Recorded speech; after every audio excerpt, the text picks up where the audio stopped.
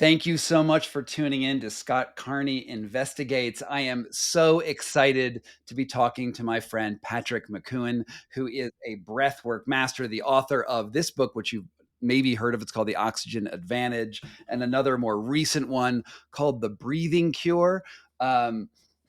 He's amazing. He's done the work, and he's very, very humble, which is refreshing in my line of work. And I just wanted to say thank you for everyone here. And this is going to be an exciting conversation. For those of you who have been following all of the drama with the Wim Hof method and my videos going up and getting taken down and all of that stuff, that's still going on. That's not really what we're going to focus on here. But if you want to support great journalism, go check out my Patreon. There's a link down below, and you can get the crazy behind the scenes things that are going on right now, because it's every day is just a new challenge. So with that out of the way, now we're talking to Patrick Mckeown. Patrick, thank you. It's been like several weeks since I've last seen you. Yeah, it was good to meet in the flesh in that lovely city of Denver, and we had a nice salad and a nice walkabout. I didn't get to get the clothes that I wanted, but we had a bit of a tour anyway, Scott. So all good. Yeah, absolutely. So it's really interesting. I am known for like my Wim Hof hyperventilating breath work, and you're known for a very different style of breathing. But I'm sure you're a master of many. Um, could you tell me just a little bit about the Buteyko approach, what it is, and how it differs from, say, the Wim Hof method? Yeah, and I suppose it makes breathing interesting. You know, breathing has got so many facets to it. Dr. Buteyko, he was a Ukrainian medical doctor, and he noticed that sick patients breathed faster and harder, upper chest had irregular breathing. They may feel a shortage of air. A little bit like the people I was working with just about an hour ago, people with asthma, people with long COVID, people with different respiratory complaints. And he asked a question. He said, is it their respiratory condition that's causing them to breathe harder and faster, or is it their harder and faster breathing that's feeding into the respiratory condition? Yeah. Which is So, wagging the dog is the question, right? yeah, totally. And it was a really interesting observation because people too often are going to suspect this person has a breathing problem because their breathing is poor because of the respiratory complaint without realizing the feedback that's happening there. So he started teaching his patients to breathe nose as Mhm. absolutely a foundation, to breathe light, to breathe to breathe low, and he found that people were making good progress with their respiratory health. And even about an hour ago, I had a few people. Two of them had a control pause of 6 seconds, which is pretty low, meaning that they're comfortable. What's a control pause? So a control pause is you take a normal breath in and out through your nose, and you pinch your nose and hold your nose, and you time it in seconds until you feel the first definite desire to breathe. In other Mm. words, the length of time that they could hold their breath for comfortably was 6 seconds. Now that will Oh, wow. correlate with pretty Mm. poor breathing patterns. That person, Sure. those two individuals will be overly breathless during exercise. They will feel uncomfortable with their breathing. They will feel air hunger. And this is the thing about breathing, Scott. There's a huge variance. If you walk into a room, there's a huge variance between the breathing of one person and the breathing of another person, and Sure. everybody in between. And that's where breathing, and when we're teaching breathing exercises, and that's always something, I think there have been two pillars that I think is really, really important. One is the science, because forget about it, otherwise it's just opinion, and it's really going to put people off. Mm. And the Right. second is tailoring exercise according to the individual. So, we're definitely going to get right into that very soon. But I had another question. So, in my book, The Wedge, I talk about Mm. nasal breathing quite a bit. I'm not. Nasal breathing is not the thing that I generally do. Although I do try to like consciously close my mouth throughout the day since reading all of this literature. There was a guy named George Catlin, who I'm sure you're aware Mm. of, who wrote a book, I think it was called Close Your Mouth and Save Your Life, in the like mid 1800s. Is that sort of the same tradition that Buteyko stemmed from, or are they totally separate? Like how, or is it, everything has roots, right? Mm. Wim Hof comes from pranayama and these other things. How much is the Buteyko method entirely original, and how much is it an iteration of other things? I think the Buteyko method, it didn't stem from George Catlin's work. That book was called Shut Your Mouth and Save Your Life. We have to consider that Buteyko worked under USSR. It was a communist society. There was very little freedom of information, but he did have some access. Oh, first of all, a lot of really tremendous and brilliant scientists originated out of the USSR. Um, and I don't think he was any different, you know. And he's interesting, for example, to see CIA have files on him. Um, because they suspected him of, and I can't remember what the name is, but you'll actually find the documents of remote viewing. They suspected he was to that. So he kind of was, he was known, and he was known even for breathing in USSR as well. I remember when I was there in 2002, I got lost and I had no idea of Russian, and I've no idea to say to a taxi driver. But all I could say to the taxi driver was Buteyko, and he was able to bring me to the place. And I had no directions, no address, no nothing. So I knew then that people kind of knew where he was based. Um, so coming back to, I think he did take a lot of the origins from yoga, and but he would have medicalized them based on the science that he knew at that time. And so he was also involved in this remote viewing research, which was, quite popular in Russia at the time, and maybe other sort of esoteric topics as well. Possibly, we didn't have any hearing of it. The only reason that I knew in terms of the CIA was because that came out. That was only about 5 or 6 years ago. When I was there was absolutely no discussion. Although it might have been interesting to talk about it, but there was no discussion about it. It was simply breathing techniques, and I was shadowing the people there as patients were coming in. So I was shadowing the doctors and the instructors that were working with patients. So that's what I was doing for the time I was there. Thank you for that background there. I mean, I knew some of this stuff, but the remote viewing is great. That sounds like another episode of investigation to happen there.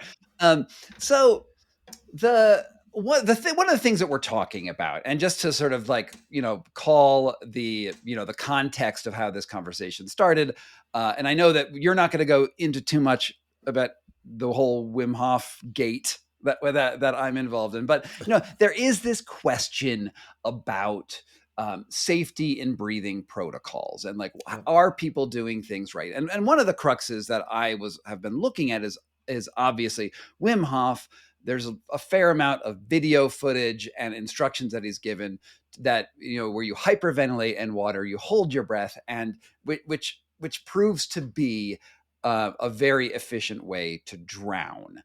And even though there's warnings on his website, which are absolutely there, there's a disconnect between the message that he knows he should be telling, and the message, and maybe where, I don't know, maybe his ego is pushing him in another direction. So that's one very dangerous thing that's obviously happening. But there's other things sort of in the periphery of all breath work, right? It's not just Wim Hof, but it's all of these different breath work gurus who are out there. They wear their robes, they go sleep with their students, they have people have ecstatic experiences. And I'm now getting messages about people having strokes doing versions of the Wim Hof method, or cardiac events. So what are the things that we need to be aware of in this breathwork community to be safe in going forward, and not be taken up in the gusto of the moment? I think breathing is very powerful. I think the instructors who work face to face with individuals over many years will realize that. But if you're an instructor just putting your information out to a group of people and you're not getting the feedback from that group of people, if you're putting your information out to 40, 50 people, you're not getting that one-to-one feedback. And especially if you're not working with them over a number of weeks, I've made mistakes with breathing. I think every breathing instructor has made mistakes with breathing. And we would be teaching, okay, we teach light breathing, we teach breath holding, but we don't do the hyperventilation as part of the Buteyko method. We're looking to address chronic hyperventilation. But I'll give you a few examples. We have a nose unblocking exercise. Breathe in through your nose and out through your nose, pinch your nose, hold your nose, and hold your breath to a moderate strong air hunger. It's nothing extreme about it. I put a person into a panic attack, and that person admitted themselves to accident and emergency as a result of it. I had Oh, people do wow. breathe light exercises.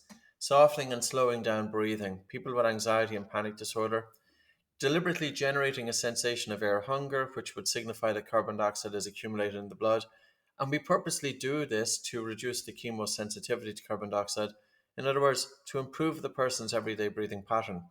Hmm. However, the feeling of air hunger can be too much because for a normal person it may be uncomfortable, but for somebody who's prone to panic and anxiety, they can have an exaggerated fear response to the feeling Right. of suffocation.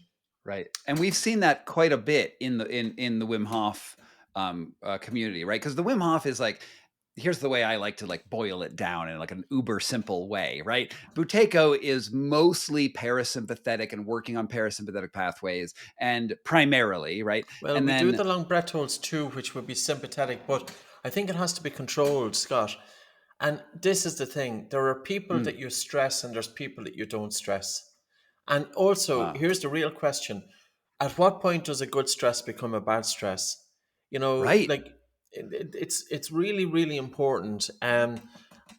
Like sometimes I find it amazing that in traditions in breathing, that oftentimes the personality of the individual who's teaching it will trickle down. And it's like you have to really bear this in mind. Like, what's the motive of the individual that's teaching it, the breathing instructor? I feel that right, no instructor should be teaching breathing without understanding the physiology of breathing, without understanding yes, breathing from a multidimensional point of view, without understanding everyday breathing patterns, without understanding the benefit of nose breathing versus mouth breathing, and without understanding down regulation versus up regulation, activating the hmm, parasympathetic response or improving parasympathetic drive, and when to activate the sympathetic response, increase sympathetic drive. I think it's the foundations of what we're doing as breathing instructors. And I'm going to say this, the reason that I jumped on the call with you is our livelihoods, my livelihood depends on breathing. We have, I would say, we've met resistance over the years in terms of getting breathing out to the general population. And there's hmm, something tremendous in this. But yes, if we have instructors out there, regardless of the disciplines that they are coming, and if they're pushing the boundaries to the extreme, if they're saying stuff that's not correct, that's going to yeah, impact all of us because we will be put in this yeah, box over here. I want right. to get breathing Well, out to the people. it's funny. It's like if you have a sensational breathing, something that gives you a big experience, right? It's gonna be something that people are attracted to because we like, if you think about like the sine wave of experiences, we like the bigger waves, not the little waves. And and this is why nasal breathing is less popular than Wim Hof breathing, and in general, things that give you like intense psychological changes immediately, those aren't as sexy because people want to go in and they want to change immediately. But what I'm hearing you say, and frankly, I think you're right. It's really about the practice over time and watching and the development and the care and the maintenance of these breathing protocols. And it's good. It has to be very individualized and not one size fits all. Yeah, Um, but it's like I would say what we do is often considered to be an introverted technique. If you look mhm, at extroverts and introverts, there's a huge role for introverts in the world. We're often deep thinkers. We love mhm, our own space.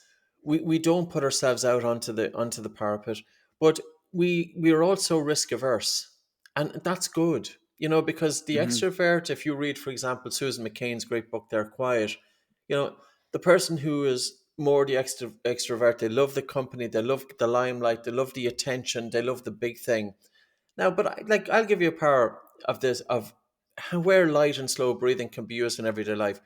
I had a pretty challenging situation about 2 months ago, and a lot of television cameras around, and I'm putting it into a room, and I am interviewed pretty toughly by five people that goes on for about an hour and a half. oh, Now, fun. before I went in, they left me standing outside the door of the room for 7 minutes. And as I was standing there, now before that, I was waiting 6 hours. Okay, so this Mm, is all about the psychology. Now, as I was sure. standing there waiting for the door to open, I could feel my heart rate getting faster. And I just stood there. And one of the people who were on the other team or the team around me said, "Take a deep breath." I says, "No, I'm not taking a deep breath." And I Ah, start taking this soft breath in through my nose and a really relaxed and slow, gentle breath out. Nobody was even knowing I'm doing it. I'm just standing there. There's nothing to see. But at the same time, sure. I'm able to bring down my heart rate. I'm able to put this critical mind aside. I'm walking into that room in a flow state.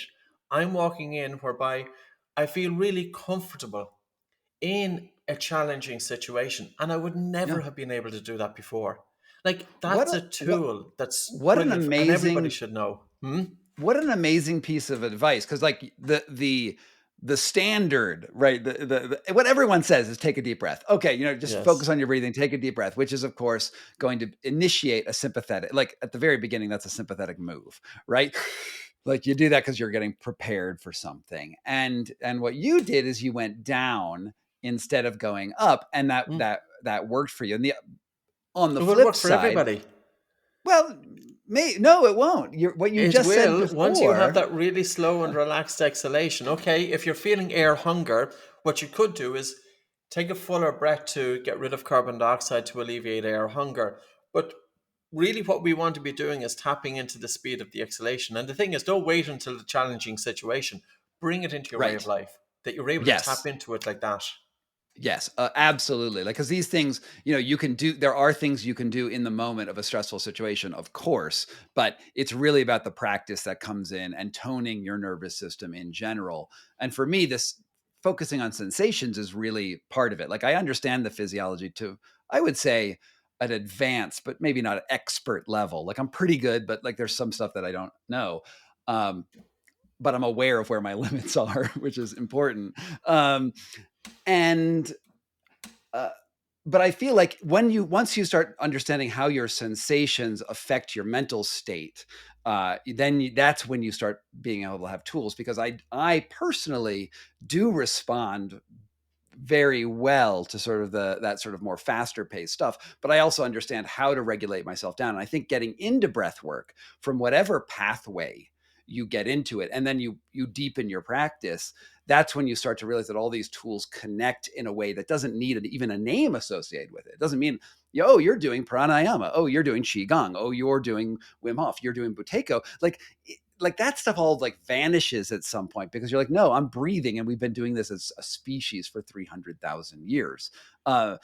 More actually, no, as a life form is 3 billion years, right? So here's the next question, and you raised this earlier, and I want to circle back to it. Is you said there's some people, are not suited for this. And how do you know? Are you able to identify when somebody is going to have a negative reaction with one type of breathing technique or another? What does the assessment look like from both the customer, like the person who's coming in to this, and then from the teacher's perspective? The answer is you don't. Oh You man. get a client history, and basically on the form intake, you're asking, do you have panic attacks? Do you have anxiety? What's your history in terms of that?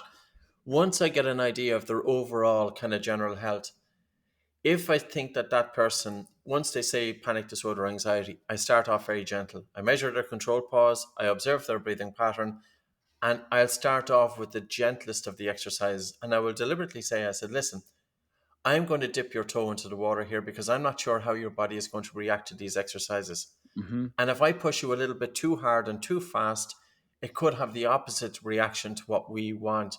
And you were talking about you're sensitive to what's going on in your body, but not everybody is that way. Right. So Right. what I want to do is when I'm working with somebody, I want to do the best that I can is in order to make them feel safe. And yes, we do challenge people, but we want to start off with even small little breath holds. So the anxiety class that I'm working with is always much different from the person with asthma. Person with asthma, I can push them. I can have them do long breath holds. I can shake the autonomic nervous system, do light breathing, do maximum pause, do light breathing, maximum pause. The person with anxiety, I can't. I have to dip them into the water.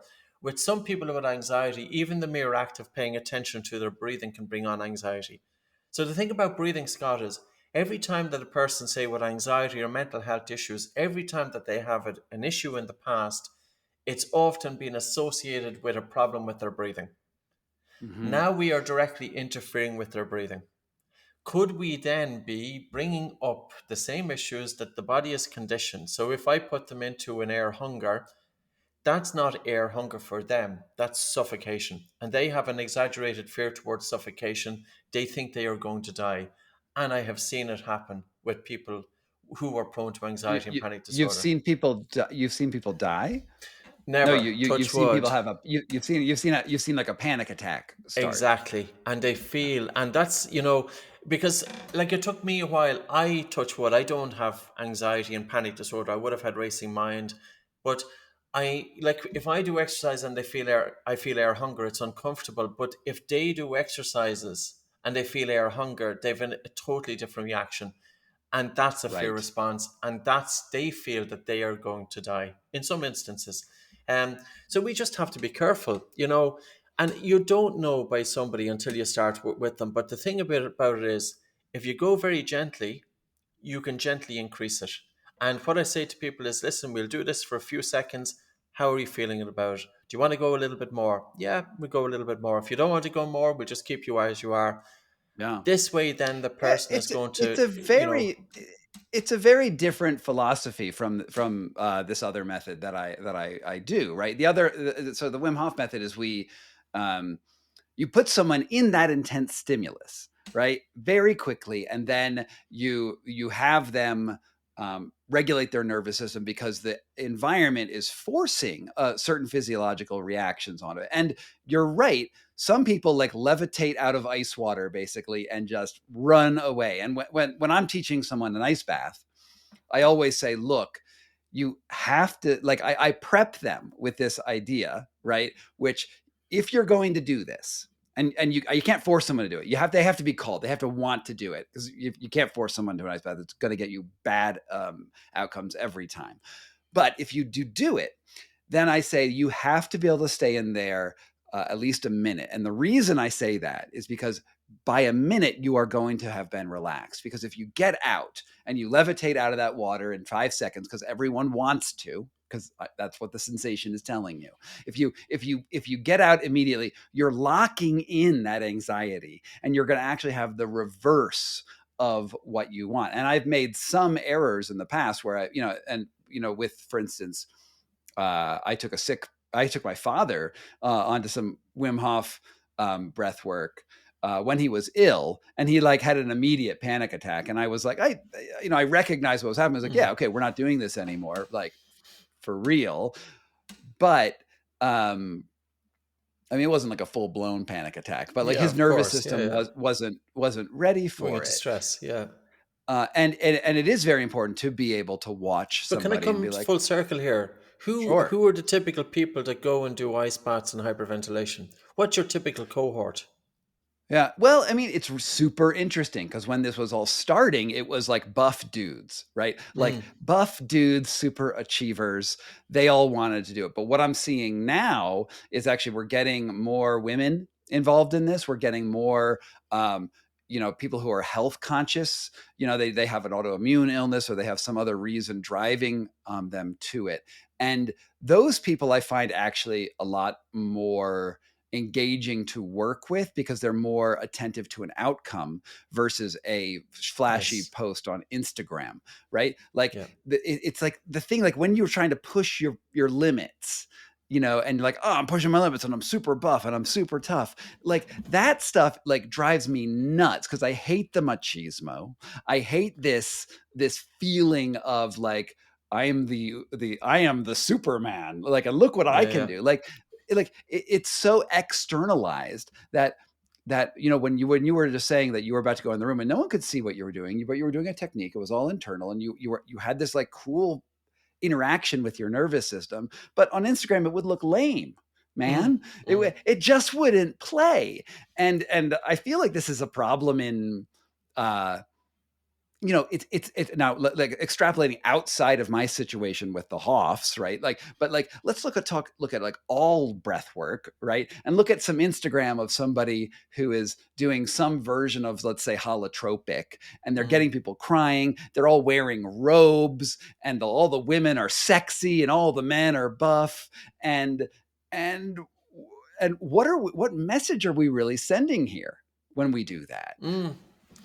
Well, I suppose, do we really know what's going on when somebody does hyperventilation, especially for a period of time? And the only issues then that I would ask is that I don't think everybody is suited to doing hyperventilation. Especially now, one could argue if somebody has dysfunctional breathing, that they one might say one person might say they're better off doing hyperventilation. Personally, I feel they're not. I would be much more comfortable working with their dysfunctional breathing and improving their everyday breathing patterns. I think there is a role for the stress or exercise, but let's get the foundation right. And I think it's the message. You know, if I portray hyperventilation as this exercise to improve oxygen delivery throughout the body, could I be planting a message in that person's head that it's good to be breathing like this all the time? That if they then start breathing more regularly like this during the day, well, that's going to be putting them into more of a stress response. It's also increasing the chemosensitivity to carbon dioxide. And, you will affect the baroreflex, you'll affect the autonomic nervous system, you'll affect their degree of breathlessness. And over time, like, I had a conversation with an instructor this morning, Anna. She's from Poland. And when we were doing a training in Poland via Zoom, one of the guys there, he told us that he was doing a particular breathing technique and he got arrhythmias as a result of it. And he's arrhythmia, heart arrhythmia. So he got it as a result of hyperventilation and stressor breathing exercises. Now here's a guy who is fit and is in his 30s. I wouldn't have heard about it, only for he told us while he was doing the instructor training with us. Now, we don't do the hyperventilation, but this was something that he had experienced months before. So his whole practice then is breathing light and down regulating. So I think, Scott, breathing exercise can offer many things. The thing is, how do you know which one is for you based on your breathing, your health, and your age? Like, again, I've seen emails coming in, 74-year-old man, heart condition, doing hyperventilation. I send him an email back that says, I don't think it's a good idea, because if you're hyperventilating, it is reducing blood flow and oxygen delivery to the heart, and it can affect the heart muscle. So this is the conversation that we need. And, like, how about the day that every breathing instructor, regardless of the tradition that they are in, that they have a basic understanding of the physiology, because ultimately breathing can be broken down into a few things. What does it do to the biochemistry dimension of breathing? Does it cause an increase of carbon dioxide or a dropping of carbon dioxide and result in changes in blood pH? What's it doing to the biomechanics of breathing in terms of breathing with good recruitment and good function and strength of the diaphragm? What's it doing to the autonomic nervous system? Now, I can't think of any other pillars, and I might be wrong, but any breathing technique that we are doing, regardless of what the tradition is, we have to ask, what's it doing to those three pillars? And Yeah. if it's a Well, stressor, when to I do would it say and when not to do it. there is a fourth pillar, which Yes? is this sensation and the mindset component of that. Is that you have these physiological changes that are absolutely critical. We have the mechanics of the body, but Mm. we also have we don't only have reception, we also have perception, right? We have the way we assign a what the valence of what that is. And that's really the crux of my book, The Wedge. And that's why I do really like these intense experiences, because when you are in an intense experience, you reassign it a different meaning. So when you're in the ice bath, for instance, you assign it the sensation of joy or relaxation, and so you're still having that signal coming in, but then you're intercepting that signal and changing it. But certainly that's not going to be for everyone, right? That's not and like you need to go through steps to be sure that this is what that person it should do, and you need to have some sort of safety mechanisms in place, an idea for how to deal with somebody who does get into some element of trouble. That's all So when super you're, because important. I think the ice baths are really interesting, because I suppose there could be two reactions in an ice bath. One is you panic and you hyperventilate and you want to get the hell out of it. The other is you surrender to the discomfort and you're training your brain not to react to stress. And I think it's a really important tool. Breath holding will do it as well. Like, if you have somebody breathe in, breathe out, and hold their nose and run up and down holding their breath, Oh, at some point, they do not feel good. That's called, yeah, we call that Brian McKenzie taught me that, and he called it dry land swimming, I think, was his word for that. Well, that technique, in terms of, we've been using it for about 21 years, and we've used it with young children from 5 years of age upwards. Hmm. It is a brilliant exercise once you do it selectively. But Yes. in terms of the whole body connection between the top down communication and the bottom up communication, if you do a long breath hold, you are going into a challenging situation, both Yes. physically but also mentally. The air hunger, you surrender Hmm. to it. You're training your brain not to react to difficult situations. And I feel sometimes the ice baths are doing that, that maybe it doesn't get talked enough in terms of the psychological resilience as a result of experiencing discomfort. Yeah.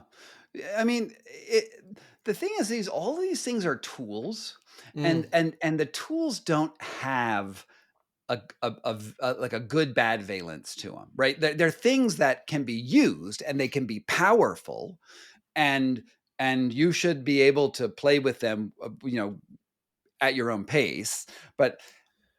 But they're not good or bad. It's not like Wim Hof is bad and mm. Buteyko is good. Like, that's not the message that I No, ever no, want to put out. no, What and it really nor is us.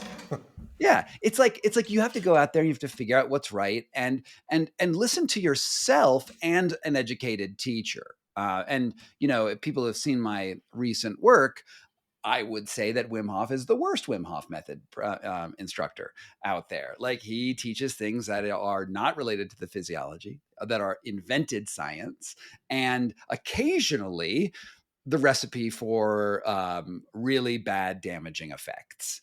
But I will also say that most of the Wim Hof method instructors I've met, just about every single one, I can't even think of an example of a Wim Hof method instructor who uh, who makes this error. Like, all of them understand the basic health protocols. All of them deal with students constantly, and they're not pushing people's limits to dangerous elements. But instead, it's sort of this idea that people see an image on Instagram, or maybe Wim Hof, they take they go to one of these peak experience retreats with Hof, or with another, like Mm. a instructor at one of these berobed breathwork groups, which I will not mention by name just now because I have enough fights going on. Um, uh, that it's that seeking sort of an external image that puts people into trouble, because they get an idea that these techniques are not they're not really internal techniques. They're more performative, and they're competitive, and it's about always improving. When in reality, we don't always improve. Sometimes we go down, and that's natural. Like I know that, for instance, when I do a Wim Hof breath hold, I used to be able to hold for 3 minutes. Now I hold for like 1 or 1.5, and I don't stress out about it. I'm like, cool, whatever. Like, Mm. not a big deal, because my physiology is changing all the time. And some days I'm just not good at it. And maybe I'll never be at that level again. And Mm. maybe that And nor level do you wasn't need to even good be. in the first place. But this Yeah. is the question, like if we're doing a long breath hold and say we're monitoring our blood oxygen saturation, and once your blood oxygen saturation drops below 88%, you're going into severe hypoxia. That's, if you're at 85%, that's severe. Yeah. Do you really need to go to 70% where you get disoriented, or 60% and 50% where you pass out? I don't want anybody ever passing out. And touch wood, Yeah. you Yeah. know. So, like, why does the body pass out? The body is passing out because there's something critical happen. So should we be Right. pushing people in a breathing technique? There's a reason why that is as a survival mechanism. That's So, true. we really do have to kind of, it's sometimes I'm thinking with breathing that the extroverted breathing techniques are seen as normal, but they are so far from normal. If you look at it from the lens, number one is of safety, and number two, in terms of the data, in terms of dropping your blood oxygen saturation. If you're at the top of Mount Everest, what does your blood oxygen saturation drop to? I've looked at some charts and it showed 50%. Yeah. So, we as human beings throughout our evolution have never experienced that drop to oxygen unless we had severe obstructive sleep apnea. And then we have to look at, if one has obstructive sleep apnea, what effect is that having on the brain over time? What happens to the brain when your blood oxygen saturation is dropping down to 50%, 40%, or 30%? And I've seen at medical conferences guys doctors putting up scans of brains showing brain damage as a result of this Sure. hypoxic. Yeah. Now, Obviously. then, but then, why are we seeing it so commonplace? And even I would ask in free diving, is there? I'm talking about the extremes here. I know there's a. That's why I asked you the cohort of individuals who are doing it. You know, Yeah. we should be thinking about breathing as being accessible for everybody. It's not just something for Right. the really alpha individual, young person, fit person, healthy person, performance person, but we should be looking at the bigger picture and making it Yeah. accessible.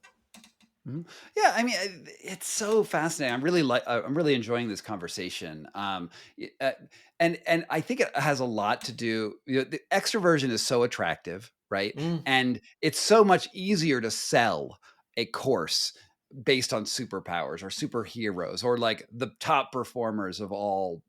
Like let's get all the top athletes in the room and see what they do together to become a top athlete.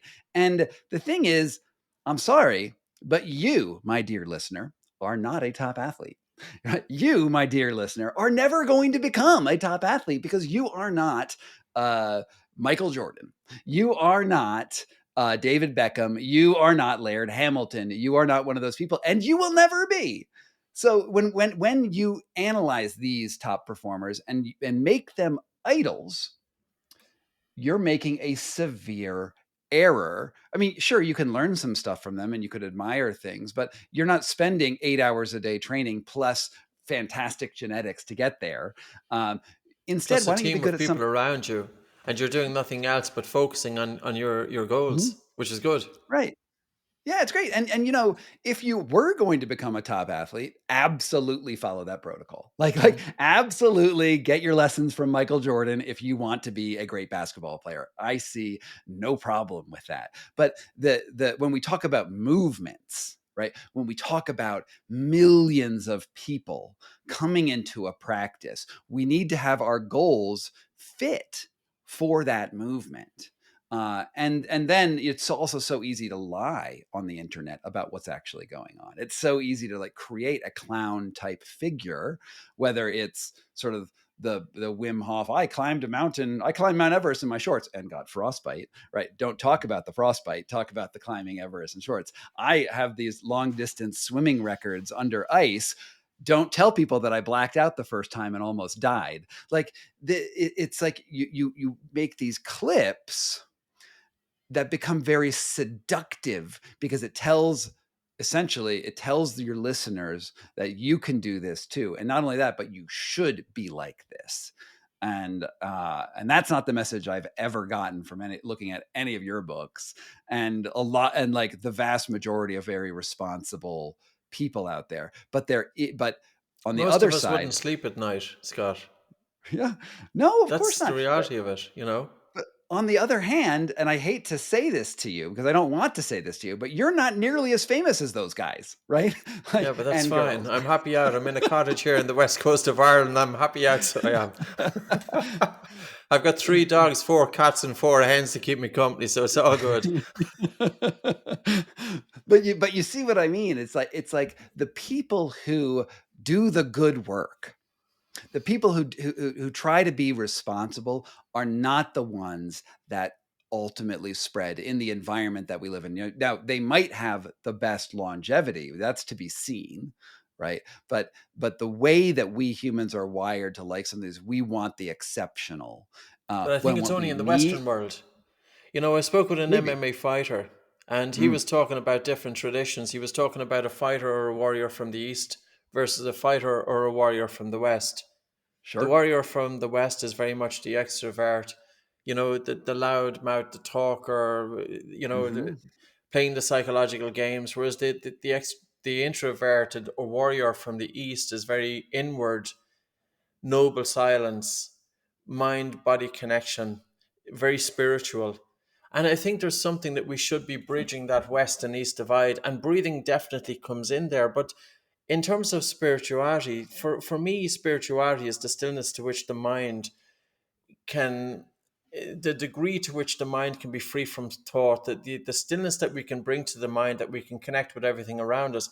There's nothing extroverted about that. Yeah. when the mind is in stillness, that's very much for me an introverted. When you're in flow states with your attention brought, okay, during a football match, it could be different. But even just sitting in a moment of absolute solitude, just sitting there with your attention dispersed throughout the body, out of your mind and onto the breath or to a different part of the brain. There's nothing extroverted about that, but it's a Right. tremendous tool. And the Yeah. West, we could learn from that. Look at, Mhm. we have to ask this. If we were doing things right in the West, why is our anxiety levels up through the roof? Mm.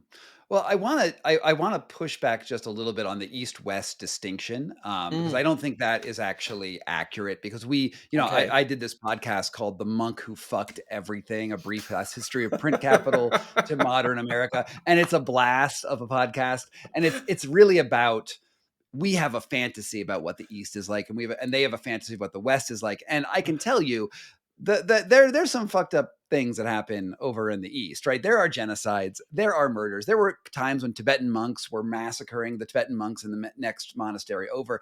It's it's not that distinction. That's Orientalist in my mind, and it's a very easy um, Mm, dichotomy to like, sort of slip into. But I think what you're actually saying is that there's really these two.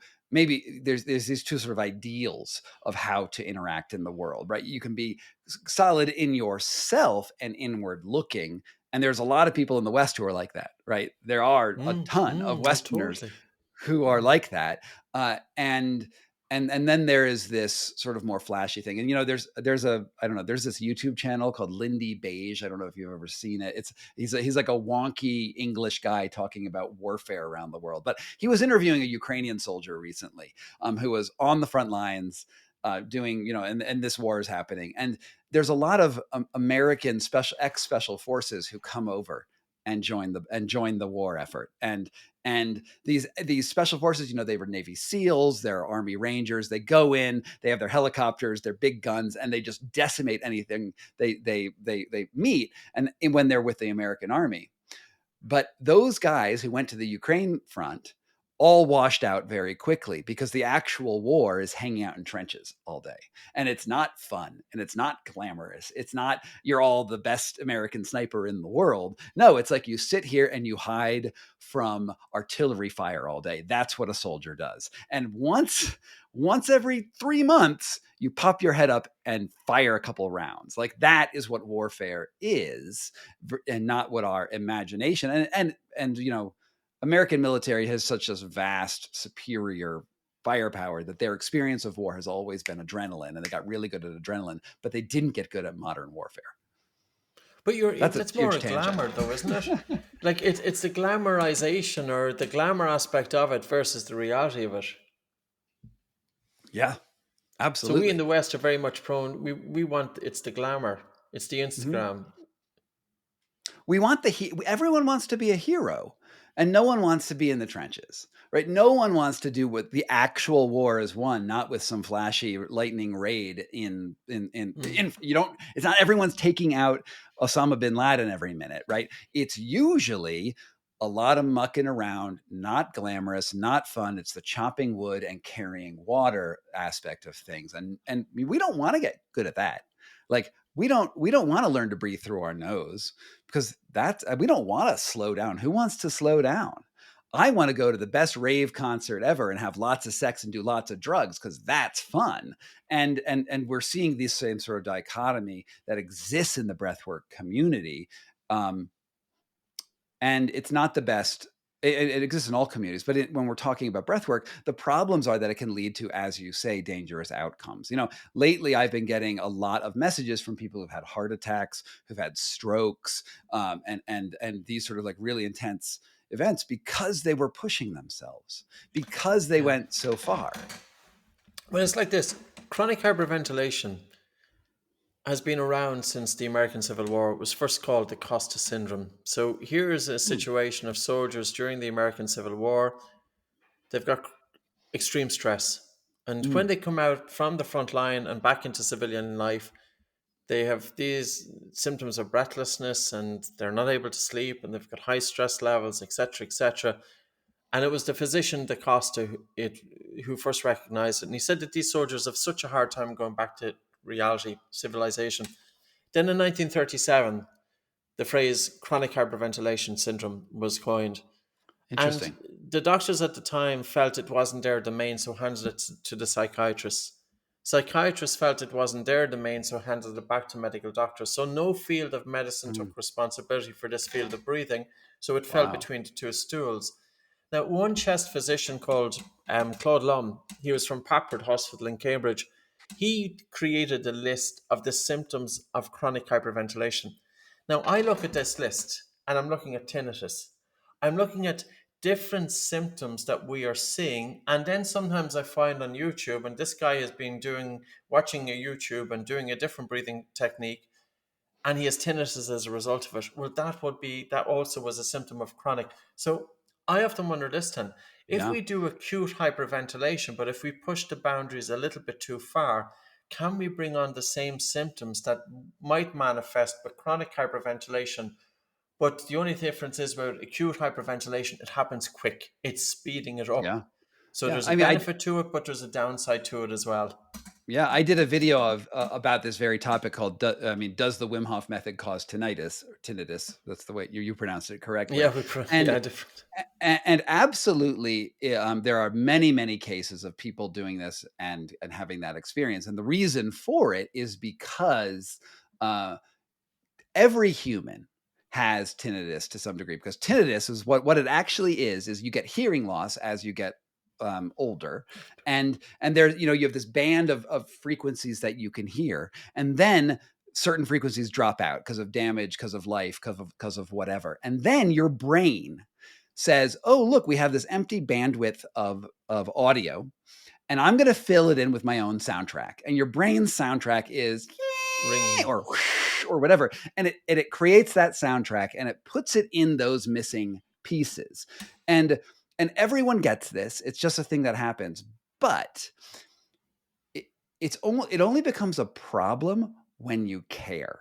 When you look at it and you think, "Oh, this is a problem." And it responds also to your sympathetic activation. So the more sympathetically activated, the more adrenaline, the more revved up you get, the tinnitus gets louder. And in things like the Wim Hof method or holotropic breathing or other intensive breath work, what happens is those sensations get louder, and then you attach your attention to it, and it might not go away.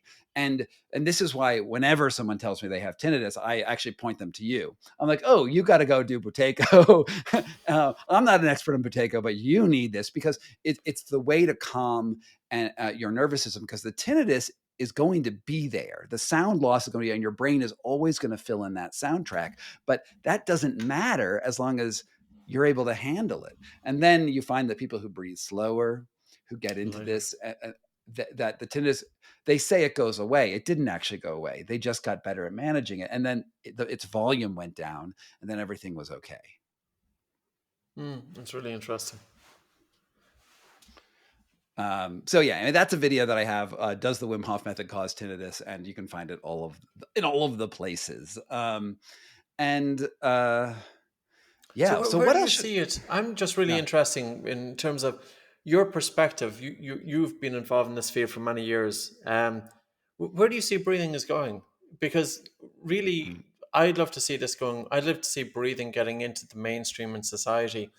Mm. What are we doing right and what are we doing wrong? What might hold back progress, especially if we want the scientific community to take us Yeah. seriously? And the problem with breathing is, if somebody asks you what you do and you teach breathing, they put the breathing as breathing.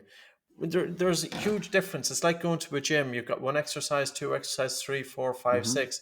Like, we currently work with 26 different breathing exercises, and that's probably only scratching the surface. And there could be hundreds Sure. of them. Sure. So hundreds of breathing techniques, but in Mm. the mind of the general public, there's one: breathing is breathing. But Mm-hmm. this is why we have to really be looking after each other in terms of the breathing world, and in the message that we are conveying to the people who don't understand Yeah. breathing, and probably the people who don't want to understand breathing. But we still need to get it out there. Yeah, I mean, the question of where is it going, I'm generally a pessimist on things. I think that we're having a more fractured society, and I think that it goes to the flashiest. I think that people like the flash, and our nervous systems are trained, you find it on Instagram, you're scrolling through Instagram, and the thing that gives you the best dopamine hit is the thing you spend your more time on. And this is like, it's hijacked our attention. And so I think that where breathing is going writ large is where society is going. It's going to hell. But people who are, where will it last? Where there will be scandals, right? There will be scandals where people die or have heart attacks, and that information will get out. And then what's going to happen is society will respond the opposite way and be like, breath work is the devil, right? And those, you guys are witch, the modern day equivalent of witches. And then we're going to throw out the baby with the bathwater. And this is what I've been trying to do with my videos on Wim Hof. I think the method is great, but we have to save it from the man. We have to save it from the insanity that comes with it, because the benefits are there. You can do this safely. But we have to also be open to say, look, all of these tools can be useful for different people at different times. It's not going to be a one size fits all approach, and we need to play in this environment. And you need to take many classes. Like, you should not just take Buteyko breathing. You should. Oh yeah, totally. You should do it. And then you should also see, like, well, let's also try some pranayama, and let's also try some cardio exercise and be attentive in those moments. And it's about having more range in life. That is where you become a whole and better person. Do I think that most people will do this? I do not, because I think we are looking for the quick fix. And I think the quick fix tends to be, in the breathwork world, hyperventilate, hold your breath, feel better, because it's quick. Can't deny it's quick. But there's some people I feel that it's like going to a gym. There's some exercise that suit people more than others, and we tend to stick with the exercise that our body responds to favorably. Like we have different nervous systems, You were talking about, in terms of bringing your information out to the Forte, and what was that journey like? Oh, you mean most recently? I mean, because I'm going to say, before we got on, you did seem a small bit frazzled, and I thought you were going to say, okay, we're not going to have the conversation. So no. I am frazzled right now, because I'm a journalist. My goal is to tell the truth in the world. And I am a decent breath worker. I don't think I'm the best. I think I'm competent, and I think I have a lot of things to teach, but I'm by no means the best teacher. But what my goal is to watch these things and tell the truth about what's happening. And sometimes the truth is good, and sometimes the truth is bad, and it's always complex and nuanced. And I have done multiple videos on the Wim Hof method that have been slightly critical, that then get attacked by the Wim Hof organization because they want to protect an image of them as being the center of breath work, or no bad things could ever happen to them, only these awesome things. And as a journalist, I don't like that, because I don't want people to get hurt. And I'm following cases of people who have died, many cases of people who have died because of what I believe that there's very irresponsible teaching protocols by the leaders of that organization. And most recently, like 20 minutes before it's 3 hours before we got on, all my videos on YouTube that I've been working on for no money for, I guess, 6 months now, almost 6 months now. They're all taken down because the Hoffs have the ability to convince YouTube that I'm violating their privacy. And I'm getting, YouTube's agreeing with them that showing a photo of Einam Hof, a cartoon photo of Einam Hof, violates his privacy, and therefore all of the reporting, all of the warnings about people dying have to be removed from the internet. And it's, maybe it's just a tactical thing, and I'll blur something out and I'll repost it. But it's frankly exhausting to be doing that when I should be out reporting the truth. So that is why I'm currently frazzled. And, I went into this being Wim Hof's number one proponent in the world, right? Like, I am the guy I wrote a New York Times bestseller. I wrote the first stories about him, and I endorsed him as being a good guy. And where things have gone really, really disappoint me and make me very, very sad, honestly. And it comes into our conversation that we had at the very, very start, also about the evolution of breathing is also in terms of safety, which is really Mhm. an integral part. If we're going to get the message out in a wider area. Yeah. So I don't know what to say, Scott. To be honest with you, um, yeah, I admire your courage. Yeah, I Yeah, got it's a courage very in delicate one, spades. That's great. It's because I breathe well, really. I just am a really but good breather, so it I helps. have the courage.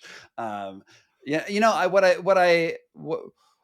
I don't actually mind being the at the forefront of this. My nervous system is very well attuned to dangerous and stressful situations, and in some ways, it's like, oh no, you're going to threaten me with a lawsuit. Like, okay, like I used to work in war zones. I had people shooting at me, so it's like, okay, Well, I can put this into some perspective because I actually know what fight or flight is like, and fight or flight in the course of journalism. And this ain't it. I'm not psyched about it.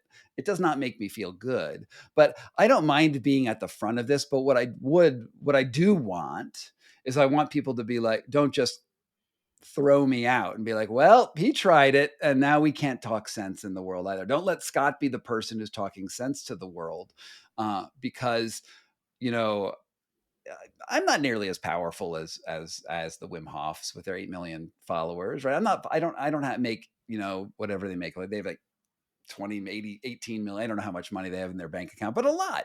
And or the general group of people who have been benefited by these methods, who then think that people like Hoff are essentially their gurus and they owe them something really special. We don't owe anything to these leaders. We owe things to ourselves, and we have to hold our leaders to account. And what happens in the world right now is no one holds anybody accountable. It's like you get famous and therefore you must be a good person. Like, and you're not famous, you must not be a good person. And that's sort of like where the world has been going for a long time. It's not unlike Calvinism, honestly. It's like, oh, the rich people are rich because they're favored by God. It's sort of similar to what's happening right now in this world. And I don't like it. And I don't know. I don't even know how I got on this particular tangent, but yeah, I mean, yeah, yeah. I like the fact that Buteyko folks, because you have been spreading this message for 23 years, is that right? I'm Something 21. something Yeah. along, you know, and you're not flashy, and Buteyko's not flashy, No, we're very and humble because we met so much resistance over the years. So, so we're appreciative now that the work is known, and we're happy out. You know, oh, the work has got out there. It's amazing. yeah, We are delighted, and and we are making an impact. the awesome thing, if you really want to be happy in the world, and this is like a side tangent on a side tangent, there's the idea, there's you can be rich, right? You can go big, you can be flashy, or you can have enough. And the people who Mm. have enough are happy, and I Oh, have totally. enough, right? Yeah. I look around the world and like, oh, things are good. Like in general, my life is awesome. Like you said, when we started this, you were like, I have 2 chickens. I have a number of cats. I live in Galway. Is that where you live? Right. Yeah, in You Galway. have a cottage, like, Mm. and that to me is what I aspire to. Mm. Like that to me is like, look, I don't need a mansion. I don't need a yacht. I don't need to fly around and get like a crowd of people shouting my name. I just need to be, This is an interesting humble conversation aspirations. because the definition of happiness is not often portrayed that way. But for me, happiness is Mhm. absolute content. And happiness Mhm. is when your mind, you feel that you're really in the right place, that you don't have to be seeking something. Of course, there's things we may feel that, yeah, might be nice, but we're not driven towards it. It's often not put out there in society. But I think breathing is one of those things about automatically brings a quietness to the mind that we get a better sense of our place Mhm. in the world. Mhm. Mhm. Absolutely. It calms you down. It's on that sympathetic path. It's on the parasympathetic Parasymp- pathway, and the parasympathetic pathway is it's rest and digest. It's ruminating. It's looking around and observing. It's the better part. Honestly, if you had to choose one, I don't want to be excited all the time. I want to be. aware But then of it the comes into world. the question in terms of breathing. If you're in that state of excitation and then you do hyperventilation, which is going to increase sympathetic drive, the thinking behind it that I understand it is that the hyperventilation is almost doing a reset. And is it then bringing the body into relaxation? Sometimes I don't quite figure it out. Mm. I often wonder why focus on the hyperventilation. If the person is already in an increased sympathetic drive, why not focus on activating the relaxation response? Oh. Well, I think when properly practiced, so when I'm talking about Wim Hof stuff, hyperventilation, it's contrasted with the breath hold. You don't do the hyperventilation without the breath hold because it's pointless, and they actually are equal weights. But the important part of the breath hold is not the length of time. And that's what people get confused. They put on their stopwatch, like, oh, it made 3 minutes, because they go to it's the depth of the relaxation that's important. It's the contrast in sensations. Because if you hold your breath, at first you've hyperventilated, so you're at a high state. Then you hold your breath, you should drop down into this amazing relaxed point. You should have this sine wave going Yeah. up and down, so you're balancing out your nervous system. Even Then though there's it's a stressor, but like for me, it's a double stressor. If you hyperventilate, it's a stressor. If you do a long breath hold to lower your blood oxygen saturation below 88%, it's a stressor. But mm, physiologically, the person who is doing it, it's going into relaxation. it's very relaxed. And then what people do where they make the error is they hold and hold and hold until they're like, I have to pop. And that is a huge stressor. That's no fun. Like, and I don't do that. I'm like, okay, I made it a Mm. minute and a half. I made it a minute. Okay, cool. And I don't even time. So I don't even know if those are what my times are. And, So you listen to your and body. I listen to the body, and I think that is one way that anxiety for me has really been controlled. If I do these hyperventilation, these contrasting things in the morning, my days are always better than if I don't. I've noticed that. It's just the way it is, and I love it. And so I found the practice that works for me. Um, and if people have other practices, then God bless them. That's awesome. Like, this is easy. I've gotten into my routine. I know what it is. But I will also say that earlier you mentioned that chemoreceptors can change, and you do change your chemoreceptors when this happens. And I wrote about this in the Wedge, and it was also actually, I was mentioned, although not by name, in Nestor's book Breath, which is, I went to the lab, what's his name, Huberman's. uh, the lab in Oklahoma. He does float tank research, and now his name was on the tip of my tongue. Now it's off. But I went there, and he did a CO2 tolerance test on me, where they takes a Mm. balloon of, like, I think it's like 36% CO2, some high level, and you inhale it. And then, he wants to see how anxious you are. And people, even with amygdala damage, have panic attacks when this happens. It's just like there's a Mm. natural response to CO2 where you panic. And everyone that Feinstein, Justin Feinstein, everyone Justin Feinstein had studied had panic responses. And then I did it, and I just went, and I was like, oh, cool. That's a nice feeling. Because I've trained myself in these stressful things that I told my chemoreceptors that is actually not so bad, and it's fun. And Mm. he saw me, you're supposed to take 3 inhalations of the CO2 mixture over the course of a half an hour. And then he, like, sort of assesses you. And it usually takes people the full half an hour to do it, because they have to calm themselves down and refix themselves. And for me, I was like, oh, cool. And I did it all in like 5 minutes. He was like, I've never seen that before. I have no idea what's going on with you. You apparently respond to CO2 entirely different. And earlier you said that you're realigning your CO2, your chemoreceptors, and maybe that's bad. And frankly, I don't even know if that's bad. Is it bad? Am I going to die? Yeah, Patrick, that's am I going to die? like it's interesting because if you do hyperventilation, the only paper I looked at in some detail was Cox's paper, hyperventilation and then a long breath hold. And during the hyperventilation, carbon dioxide drops quite significantly. And at the end of the long breath hold, the carbon dioxide didn't return back to baseline. So then I'd be wondering, how is it reducing the chemosensitivity? So basically, if you're able to breathe carbon dioxide into your lungs, that increased carbon dioxide is going to go from the lungs into the blood. So you're increasing CO2 in the blood pH is going to drop, the brain is reacting.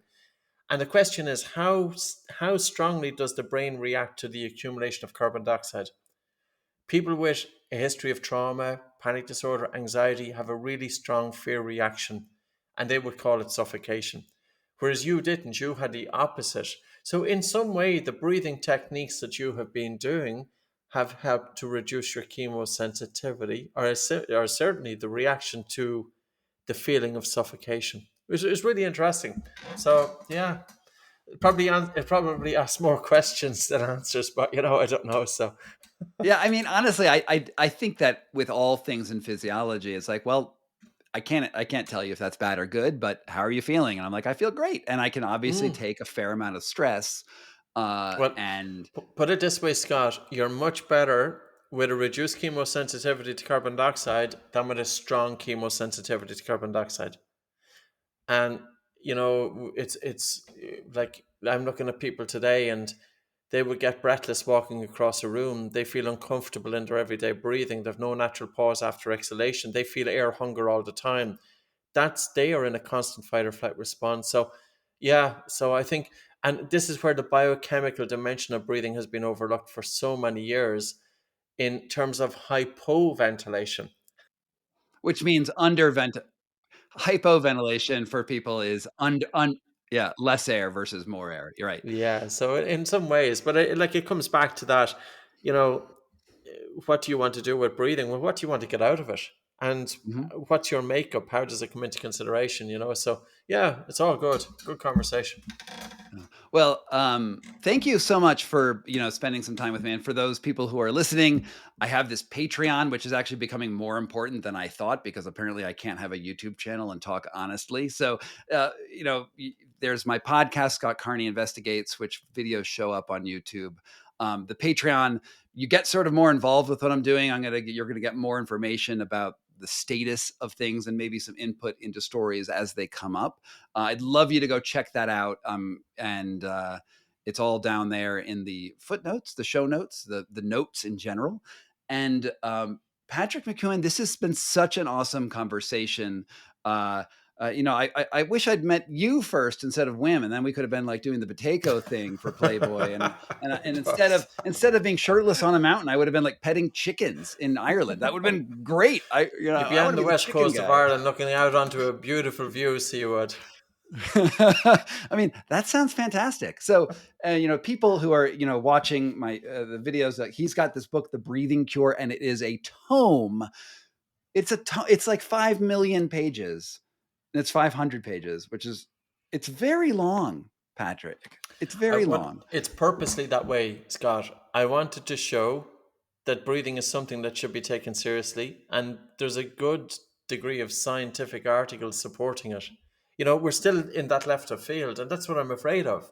I want to get it out of the left of field as best as my little contribution can do, and bring it to the people. That ability to be able to self-regulate. I have another book coming out, by the way, in September.